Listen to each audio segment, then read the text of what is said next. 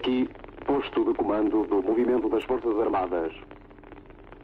As Forças Armadas portuguesas apelam para todos os habitantes da cidade de Lisboa no sentido de recolherem suas casas, nas quais se devem conservar com a máxima calma. Olá a todos e a todas, sejam bem-vindos a mais uma iniciativa do Coletivo Académico Transdisciplinar. No vídeo de hoje vamos estar à conversa com a professora Raquel Varela, da Faculdade de Ciências Sociais e Humanas da Universidade Nova de Lisboa, que nos vai falar, neste primeiro episódio, sobre a Revolução Anticolonial nas antigas colónias portuguesas e o seu contributo para o fim do Estado Novo. Professora, seja muito bem-vinda aqui a esta conversa, que será certamente muito produtiva. Bom dia, aliás, ainda é bom dia para nós, e muito obrigada pelo convite. É sempre com a satisfação acrescida que eu dialogo com um grupo, pelo que eu percebi, o vosso grupo é um grupo académico, de estudantes,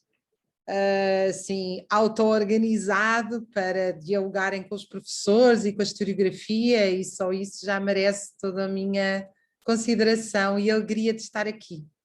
Muito obrigado, professora. E para dar início a esta conversa que vamos aqui ter, na noite de 24 para 25 de abril de 1974, entrava em marcha aquela que ficou conhecida como a Operação Fim de Regime, que viria a libertar Portugal de quase meio século de fascismo. Mas esta noite não surge do vazio. Há antecedentes e há uma sensação até de desgaste do próprio regime, que era sentido, nomeadamente, nas Forças Armadas portuguesas. Portanto, a minha primeira questão para si é: que força foi esta que levou um país inteiro, sem esquecer o papel fundamental dos movimentos de libertação africanos, a levantarem-se para a construção de um país novo, de um regime novo? Então, deixe-me pegar em algumas das suas palavras para começar a dialogar também com a historiografia que tem sido feita e com quem eu tenho dialogado criticamente nas minhas obras sobre a história da Revolução dos Escravos e das revoluções anticoloniais. Em primeiro lugar, não foi um país inteiro que se levantou, foi o movimento das Forças Armadas, antes o movimento dos capitães, e foi uma larga parte da população portuguesa, ao longo destes 19 meses, como nós chegámos à conclusão nos estudos que eu fiz para a história do povo da Revolução Portuguesa, cerca de 3 milhões de pessoas estiveram diretamente envolvidas em manifestações, greves, comissões de moradores, comissões de trabalhadores, comissões de soldados, movimentos de autogestão, etc. Portanto, é um número quase inédito, inclusive na história das revoluções do século XX, no Ocidente. É um nível de participação popular inédita na história de Portugal, portanto nunca tanta gente se deu tanto na história de Portugal, a partir dos seus locais de trabalho, dos seus locais de moradia, por exemplo, as comissões de moradores eram autênticas câmaras municipais, porque essas tinham sido, embora tivesse havido uma tentativa rápida de substituir por comissões administrativas, a verdade é que em grande parte, e estou a falar sobretudo de Lisboa, Porto, Setúbal, mas não só, hoje em dia sabemos também no Norte, também no Algarve, na Madeira, houve movimentos populares que, digamos, agarraram a política nas suas próprias mãos. Isto é muito importante para nós debatermos o que é a democracia representativa e o que é a democracia participativa. Portanto, durante esses 2 anos, nós tivemos uma democracia participativa que vigorou com uma enorme intensidade inédita, de todas as formas, não era o país todo. Uma parte do país estava contra a Revolução e essa parte não teve qualquer participação no dia 25 de Abril, também não teve uma participação imediatamente contra-revolucionária, tirando os carrascos do regime. Portanto, meia dúzia de setores militares afetos ao regime. Onde vai haver uma grande participação contra-revolucionária popular, vai ser sobretudo no verão quente, mas já vamos falar sobre esse conceito de contra-revolução, porque há várias contra-revoluções e a contra-revolução é um processo, não é assim um momento, e a revolução também não é um momento. Bom, o que vai ser determinante aqui, e essa foi a minha contribuição, que está naturalmente sujeita à discussão, é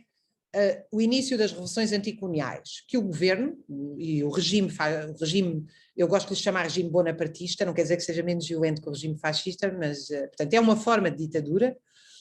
mas devemos ser mais precisos quando falamos de regimes. O regime da ditadura portuguesa, que era um regime indiscutivelmente brutal e ditatorial, naturalmente tinha horror, era hostil a revoluções e, portanto, nunca assumiu que estava a combater revoluções anticoloniais, estava numa guerra colonial. E estes dois conceitos são muito importantes, porque ainda hoje nós falamos uma linguagem conceptual que é fiel à visão do Estado português de que nós tivemos uma guerra colonial. Na verdade, a guerra colonial é uma resposta às revoluções anticoloniais. E o que é isso? Isso são os levantamentos, o primeiro dos quais em Angola, cuja base é o trabalho forçado, são trabalhadores forçados que entram em resistência e cuja expressão política, a direção política, vão ser os movimentos de libertação. Durante muitos anos contou-se em Portugal que a guerra colonial tinha mais ou menos tido início no massacre da UPA, um massacre brutal contra colonos em Angola e com o levantamento das prisões do MPLA em fevereiro, mas nós, nos estudos que fizemos no grupo de estudos do trabalho e com a nossa saudosa colega Adalila Cabrita Mateus, que infelizmente já morreu, fomos retirar dos arquivos a grande greve da Cotonang, que era uma empresa onde trabalhavam trabalhadores forçados para o algodão, a zona do algodão, no norte de Angola, e que entram em greve por tempo determinado, são regados com napalm, e agora há aqui uma grande polémica e nunca saberemos exatamente quantos morreram, mas pensa-se que terão morrido entre 5 a 10 mil trabalhadores nesse massacre brutal. É em reação a esse massacre destes grevistas que a UPA faz um massacre brutal que eu referi, e é neste contexto social que obviamente não pode ser retirado do que é que significa os anos 60 a nível mundial. Nós caminhávamos para uma situação em que o capitalismo mundial tem excesso de capitais circulantes que quer acumular em alguns setores de investimento, e as colónias portuguesas e Angola, então que tinha petróleo e diamantes, era particularmente apetitosa desse ponto de vista, e portanto obviamente Portugal tinha ficado fora das revoluções anticoloniais do pós-guerra porque não participam na guerra, e portanto é um império anacrónico, tardio, mas a partir dos anos 60, esta conjuntura internacional em que nem à China, nem aos Estados Unidos, nem à União Soviética interessava, portanto, ter uma mediação da exploração colonial através de um imperialismo menor, que era o imperialismo português, e portanto explorar diretamente esses recursos, e portanto, sem dúvida alguma, há todo um contexto internacional muito favorável à descolonização. Aliás, o que é estranho na descolonização portuguesa é a descolonização tardia. A descolonização também é um termo que a gente tem que pensar nele bem, porque estes países não se descolonizaram, foi uma transformação de um colonialismo direto em neocolonialismo, porque a dependência estrutural, económica, educativa, científica continua. Segundo muitos autores, como, por exemplo, os relatórios da Oxfam, vários autores que estudam o chamado terceiro mundo, que também não é um bom termo, pressupõe que existia um mundo fora do mundo capitalista. Quando existem incorporações de desenvolvimentos combinados e desiguais distintos, apontam para que, aliás, esse grau de dependência e de pobreza aumentou muito quando houve as intervenções do FMI nos anos 80, a seguir à crise de 82-84, e, portanto, a brutal e exponencial endividamento destes países. Para não fugir à sua questão, nós temos, portanto, o início de uma guerra. Ela tem uma base revolucionária em Angola, Guiné e Moçambique, porque estes trabalhadores não andavam propriamente a fazer manifestações, não eram regados com napalm, eram metralhados pelo exército. E é bom lembrarmos que Portugal é o país que mais usa trabalho forçado até mais tarde, o império que mais usa trabalho forçado até mais tarde, até 74, embora pela lei ele tivesse sido suprimido, ele continua até 74, no algodão, no sisal, em muitos outros setores. E, portanto, nós temos aqui a entender qual é o fascínio da história social como história total, e, quanto a mim, a restrição da história política. Se nós centrarmos a questão no MPLA, vamos dar muita atenção à história política institucional, que tem sido muito dominante no pós-guerra, e sobretudo a partir dos anos 80 e do domínio da transitologia norte-americana, que é a ideia de que as organizações políticas, os Estados e os governos atuam independentemente das classes sociais e das frações de classe. Eu não acreditava que isso era possível e, em diálogo com a Dalila Cabrita Mateus, disse, Dalila, alguma coisa aconteceu antes do levantamento das prisões, muito forte, algum contexto social que nós temos que ir à procura dele. Ela foi à procura dele. E, portanto, o que ela verificou foi a greve da Cotonang, o massacre dos Macondes em Moçambique e o massacre de Pidjiguti na Guiné, todos no início dos anos 60. Primeiro entre Angola, Guiné, Moçambique, e vão lutar com armas na mão pela independência dos seus países. Portugal reage com um para Angola em força, tentando manter um império anacrónico, que já era um império estranho, porque ele era um império onde até havia desemprego entre os colonos, como lembra o Perry Anderson, naquele trabalho fabuloso, e para mim ainda hoje o melhor trabalho de história de Portugal, que é o fim do ultracolonialismo português. Era uma burguesia pobre, imperial, brutal nas colónias, portanto, Sapida aqui tinha as baterias voltadas para a resistência comunista, que era a resistência mais forte e durante muito tempo praticamente única, mas era uma resistência muito identificada, de vanguarda. Nas colónias, por exemplo, a PIDE era recebida com carinho pelos colonos, há até retratos de se levantarem quando um agente da PIDE entrava num hotel ou num café e se lhe fazerem uma vénia, portanto não era, enquanto que aqui os informadores tinham que se manter escondidos, porque a população tinha sido derrotada historicamente, a classe trabalhadora portuguesa foi derrotada depois do massacre da Marinha Grande e da derrota da Guerra Civil Espanhola, e evidentemente já tinha sido em grande medida derrotada pela brutal repressão que os republicanos exerceram sobre o movimento operário, e a PIDE em Angola, que atuava como serviço de informação do Exército, de facto, como todos os estudos têm demonstrado, era altamente respeitada e acarinhada até. Porquê? Porque nos anos 50, sobretudo, quer dizer, a colonização nunca foi tão bem conseguida quanto se queria, justamente porque também nunca houve grande investimento nas colónias, e os colonos que iam muitas vezes pobres, ou tinham como opção ser um operário robotizado numa fábrica da Renault em França, ou ir para as colónias.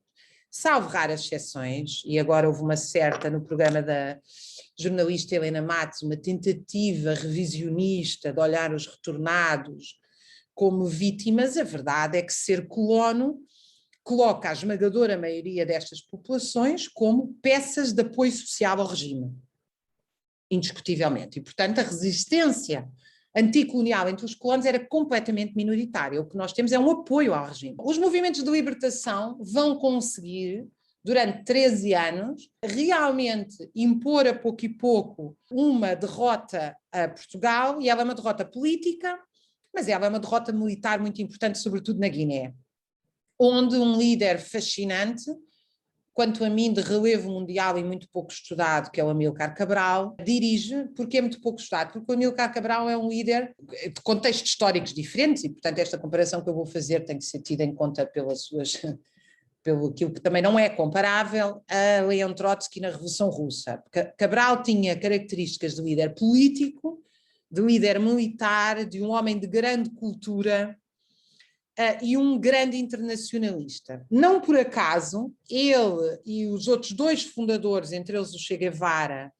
da Tricontinental, cujo objetivo era uma resposta internacionalista a um stalinismo centrado no nacionalismo, vão todos ser assassinados. Bom, Amílcar Cabral combina estas qualidades todas numa única liderança, que vai ser muito importante. Vai ser vítima de assassinato cujos contornos não se conhecem bem, e portanto pensa-se que poderá estar envolvido um setor identitário dentro do seu partido, que o acusava justamente de internacionalismo, de cosmopolitismo, e defendiam um pan-africanismo e um nacionalismo muito carregado. Cabral tinha uma visão muito mais total e muito mais classista do processo histórico. Ele, por exemplo, dá indicações para se transformarem os soldados portugueses em cemitério, estou agora a citar de cor, ou seja, para não... numa guerra ou se mata ou se morre, e, portanto, para defender as suas tropas, mas para nunca esquecer que aquilo não era um combate contra bancos, aquilo não era um combate contra os portugueses, porque os portugueses trabalhadores eram seus aliados. Esta visão internacionalista era uma visão, e foi durante todo o século XX, muito excepcional. É aí na Guiné que a derrota vai ser, a derrota militar. De facto, a Guiné vai declarar a independência unilateralmente ainda antes do 25 de Abril. Vale a pena ouvir o discurso de Cunhal, de Cabral nas Nações Unidas, onde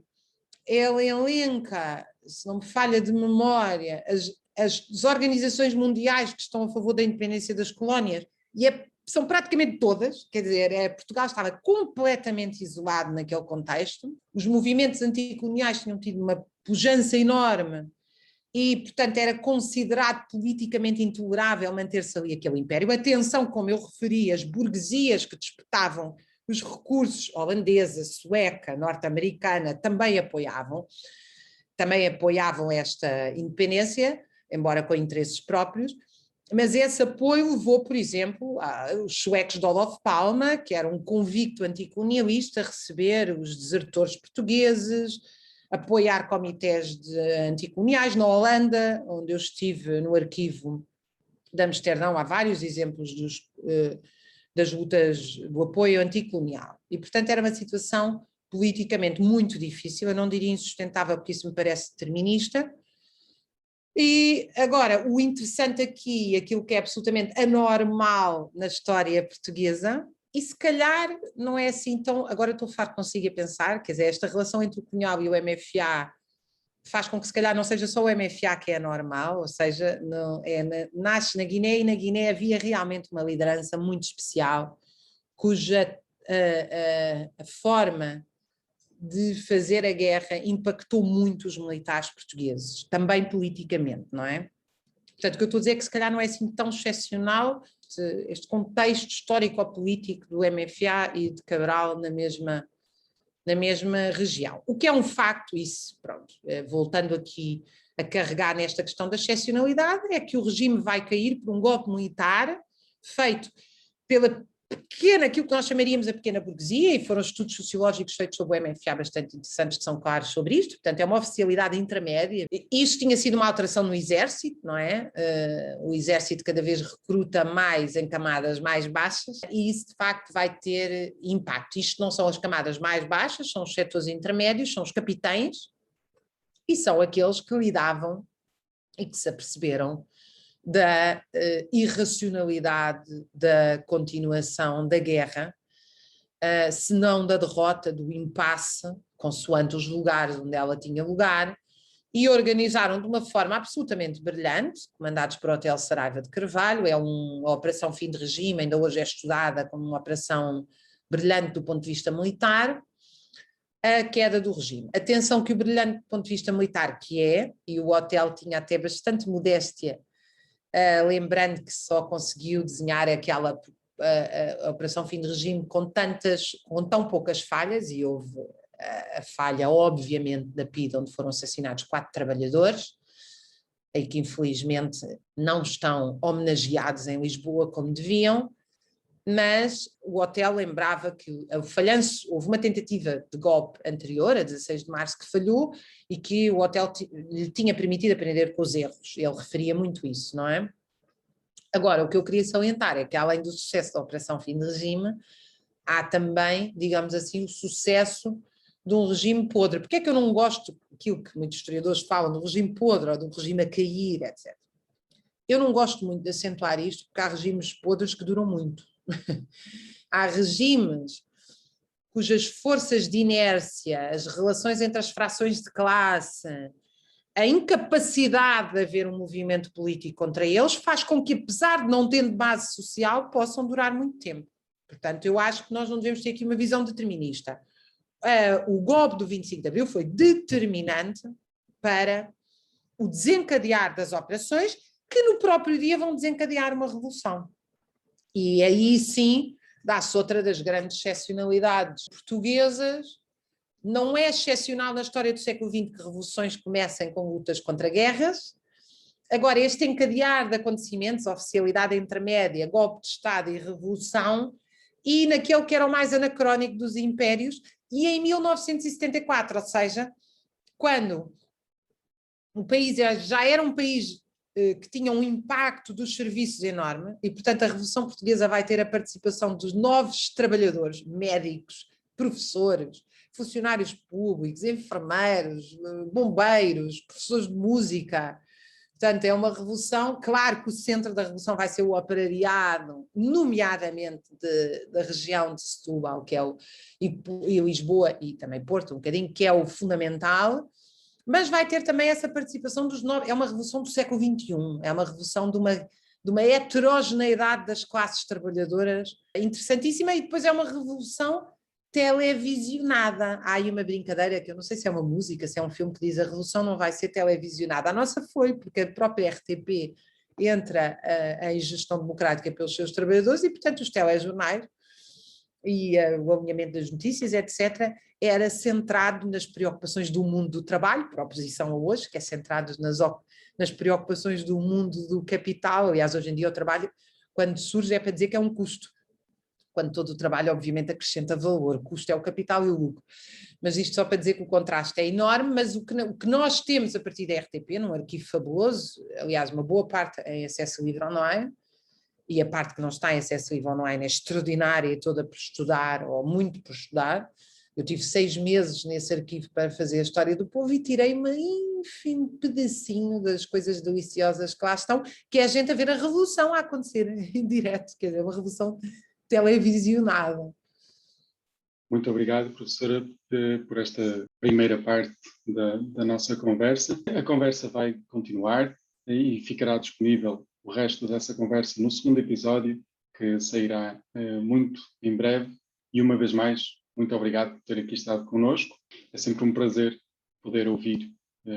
alguém que estudou a Revolução Portuguesa de 1974-75, falando precisamente sobre ela, para que possamos não só entender o que é que ela significou no seu tempo, mas também o que é que ela significa para nós hoje e o que é que pode significar para o nosso futuro enquanto um corpo coletivo. Muito obrigado e até ao próximo vídeo.